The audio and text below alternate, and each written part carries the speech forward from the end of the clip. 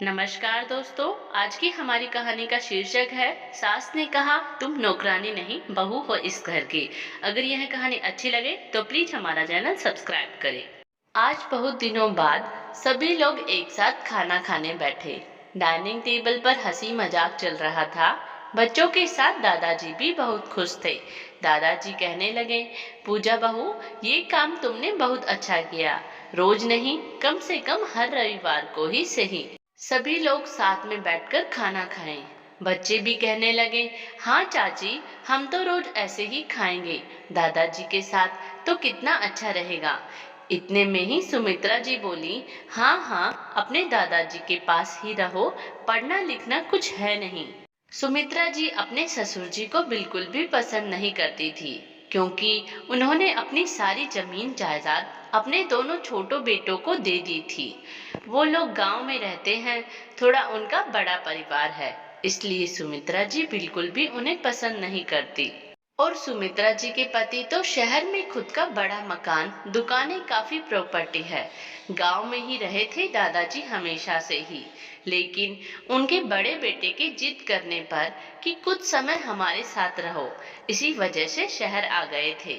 सुमित्रा जी कभी भी अपने ससुर जी से अच्छे से नहीं बोलती थी, लेकिन घर के बच्चे दादाजी को बहुत पसंद करते थे। और घर की छोटी बहू पूजा दादाजी का बहुत ख्याल रखती थी। घर में कुछ भी खाने को बनता या कुछ बाहर से आता, सबसे पहले पूजा दादाजी को ही देती। सुमित्रा जी दादाजी के साथ साथ अब पूजा बहू को भी पसंद नहीं करती। सुमित्रा जी पूजा का बार बार अपमान करती और उसे कहती कि अब दादाजी के पास कोई पैसे नहीं है, क्यों उनके आगे पीछे लगी रहती है।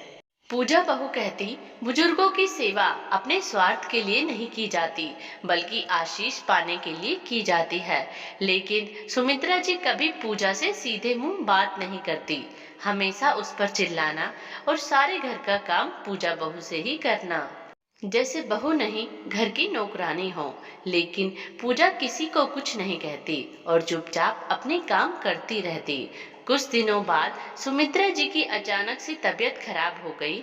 सभी घर के सदस्य सोने के लिए अपने अपने कमरे में जा चुके थे। पूजा भी अपने रूम में जा ही रही थी। इतने में सुमित्रा जी की आवाज उसके कानों में पड़ी। पूजा दौड़कर सासू माँ के कमरे में गई।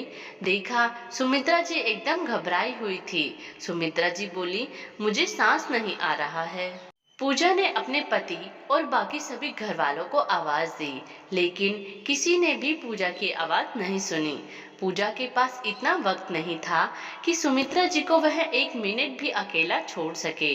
पूजा तुरंत सुमित्रा जी को लेकर हॉस्पिटल निकल जाती है और वहां सुमित्रा जी को पहले एडमिट किया, फिर बाकी सभी घर वालों को फोन किया। अंदर सुमित्रा जी का इलाज चल रहा था, बाहर सभी घर वाले इंतजार कर रहे थे। सुबह के 5 बज चुके थे। सुमित्रा जी को अब होश आया था, तो उसने सबसे पहले पूजा बहू को अपने पास बुलाया, लेकिन घर की बड़ी बहू ने उसे घर का काम करने और नाश्ता बनाने के लिए घर भेज दिया था। दोपहर तक पूजा अस्पताल आई, तब सुमित्रा जी से मिली। सुमित्रा जी ने उसके सर पे हाथ फेरा और बोली, अब तक तुझे घर की नौकरानी बनाकर रखा, लेकिन बहू अब समय आ गया है, तुम्हें तुम्हारी बहू होने की सही जगह मिले ससुराल में। तुम नहीं होती तो आज मैं ना होती।